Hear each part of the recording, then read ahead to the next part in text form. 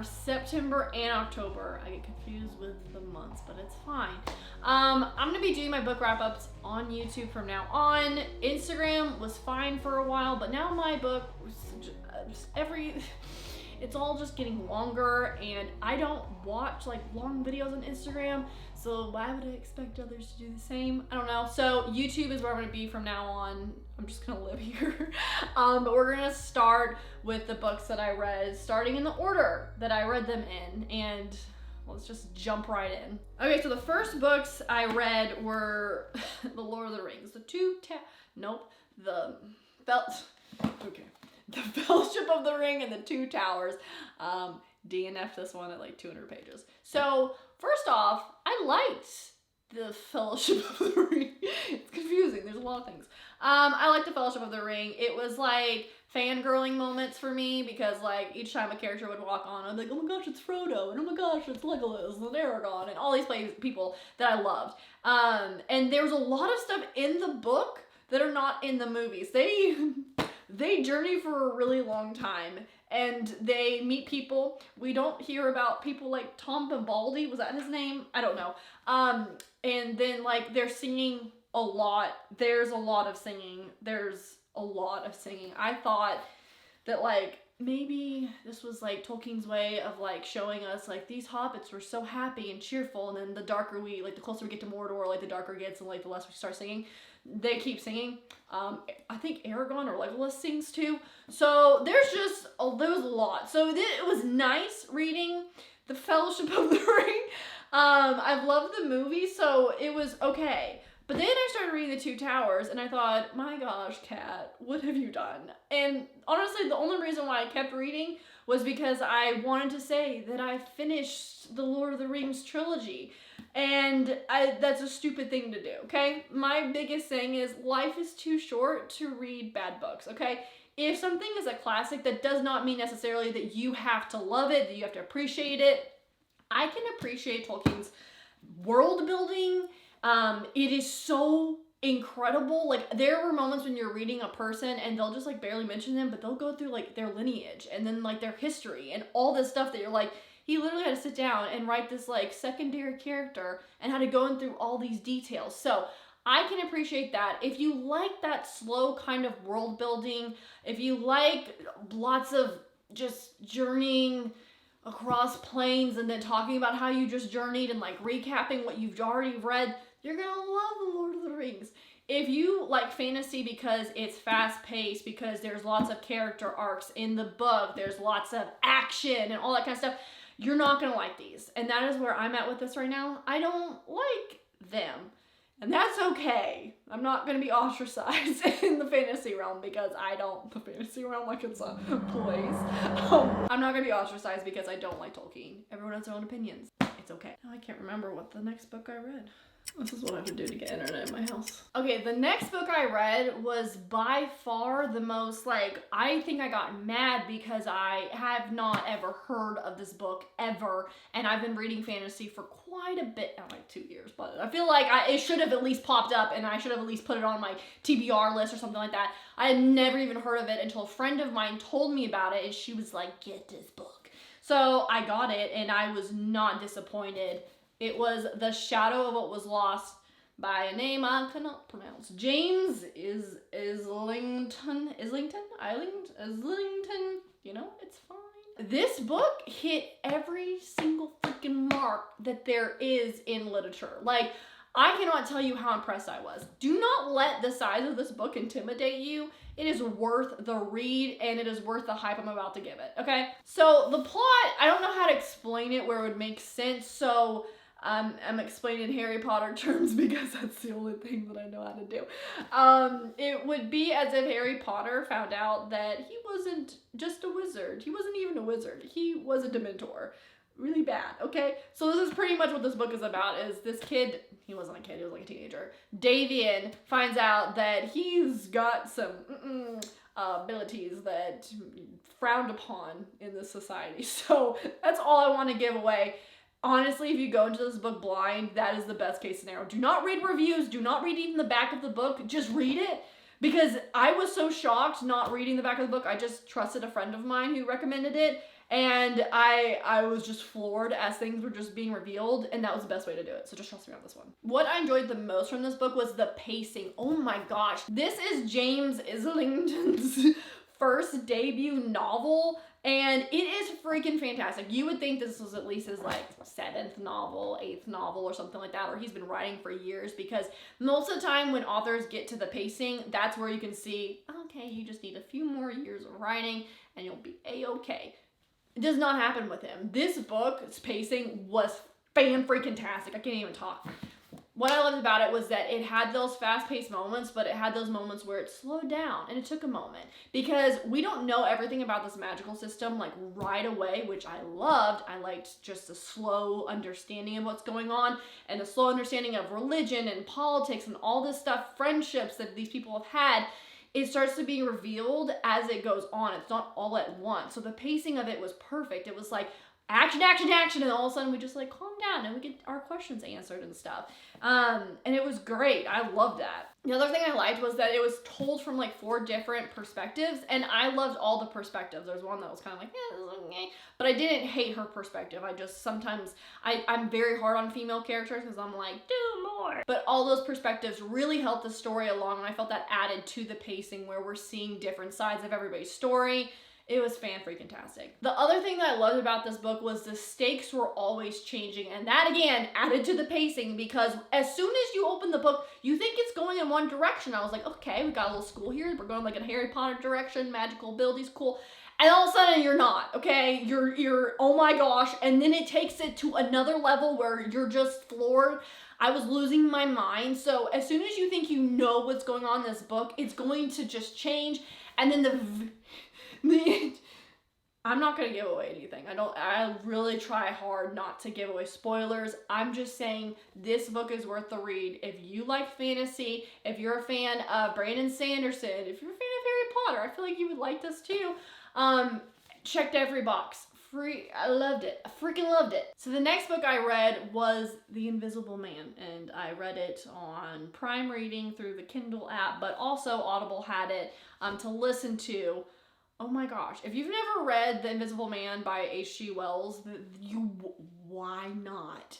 It was so good. I was not expecting to like it as much as I did. I honestly was reading it because my niece was snoring when she was spending the night, and she's 5 and I couldn't wake her up, and that's rude. So I just was like, I'm just going to read a book because I couldn't turn on the light. So I started reading it for that reason, and then I ended up absolutely loving it. I loved how the plot evolved. I don't really want to give anything away, but basically you see everything from like the villagers' perspective of this invisible man and like their encounters with him. So you don't really know how this man became invisible. You just know that he is, and you're just kind of going along for the ride. But towards the end, the pacing gets crazy, and it started becoming a page turner.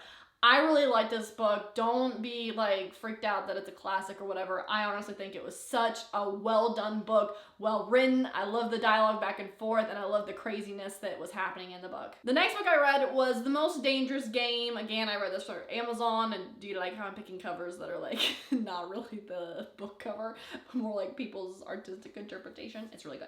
The Most Dangerous Game is 23 pages of absolute, oh my gosh. I read it because I was in a deer stand and I was getting really bored, and we already got busted twice, and I was like, I'm gonna read a book. But I was sitting next to my brother-in-law, and he was like, you gotta stop, because I was like, oh my gosh. I was freaking out, man.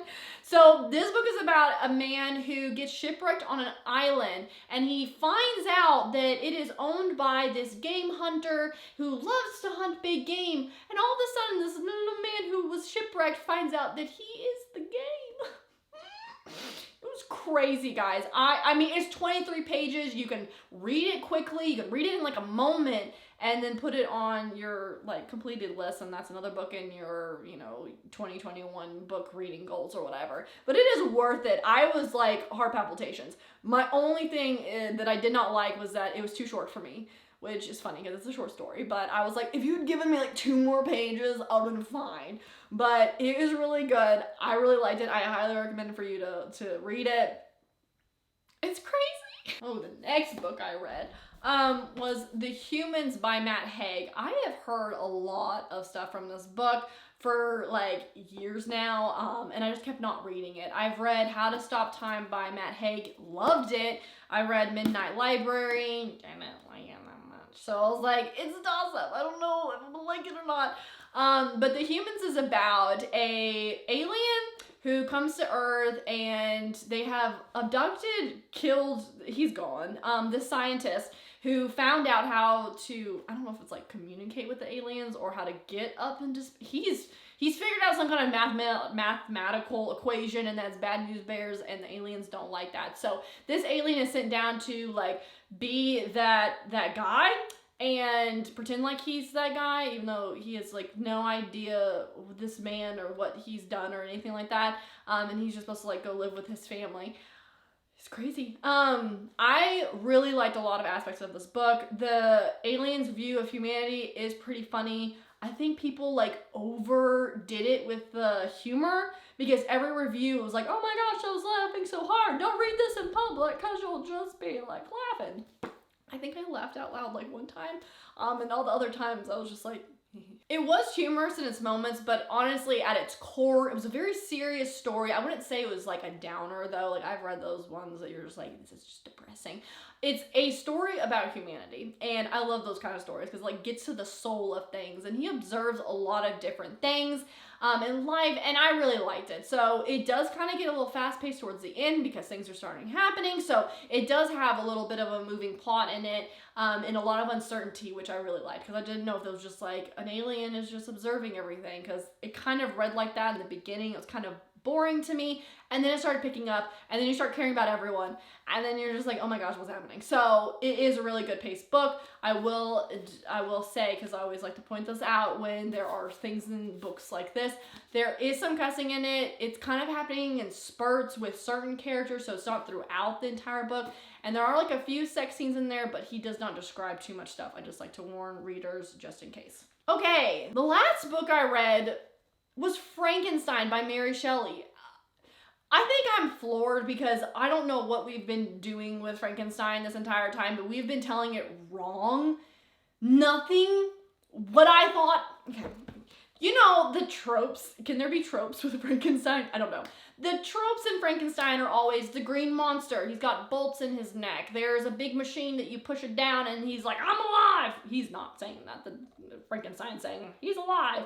There's Igor, who's this hunchback dude who's like helping Victor Frankenstein. There's, you know, apparently Frankenstein doesn't like fire or something. I don't know. And can't speak very well, and he's sluggish and everything. Oh, where did we get that? This is nowhere in this book, and that is what floored me, and I'm so glad that I read it. Let me back up, I'm getting very passionate about this. This story, at its core, is about a man who created something that he did not really, think of the repercussions. He just wanted to advance his scientific, discovery. He wanted to become famous, and because of that, he created a monster that just destroyed his entire life. That is what this story is about. It is this...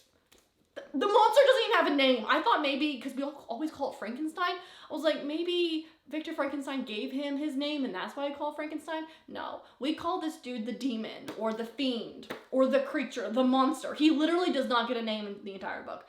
I do not want to spoil for anyone, but my gosh, I think this is worth everybody's read. It is so good. And it's crazy. Also, the audio version of it, which this is free on Prime Rating as well, and through Audible, it's free for right now.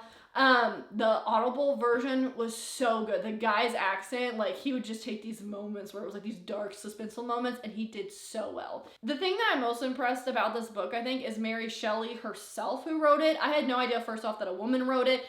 Also, she was 18 when she published it, which just blew my mind. I had no idea.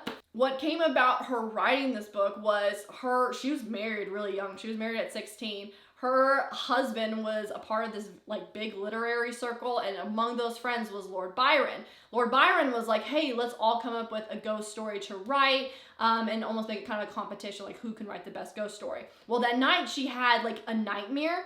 And it's funny because in the book, it describes her nightmare, and that is one of the scenes in there that I was like, okay, that was creepy, oh my gosh. It was a great scene, like perfectly described, where you just feel chills. And so it was like the fact that her nightmare became this book was crazy. So the one big thing about this book that I really liked when I walked away from it was the kind of revelation that I had. In it, there's this quote that's like, knowledge is knowing that Frankenstein is not the monster, but understanding is knowing that Frankenstein is the monster. And I think that like puts it perfectly, because even though Frankenstein was not the monster, he created this thing, which in turn destroyed his entire life. And I always think of just things in modern times. I can't help but do that. In every book I read, especially classics, I always try to see, like, is that prevalent to today? And of course, it made me think of like the things that we as human beings create that we have no idea what it's doing to people, no idea how it's affecting society, but we create it anyways to advance science and technology and all this stuff. And it ends up ruining people's lives. Social media. I'm done with my rant now. Well, that is all the books that I read for these last couple of months. It's been really good. I've been very happy with all the books that I read. As always, if you have any questions or comments on the books, please leave your comments below. Please tell me if you liked Lord of the Rings, if you enjoyed, The Shadow of What Was Lost or heard of it. Tell me what parts you've laughed at and the humans. Also, make sure to like and subscribe. I think that's it. And as always, thank you for watching.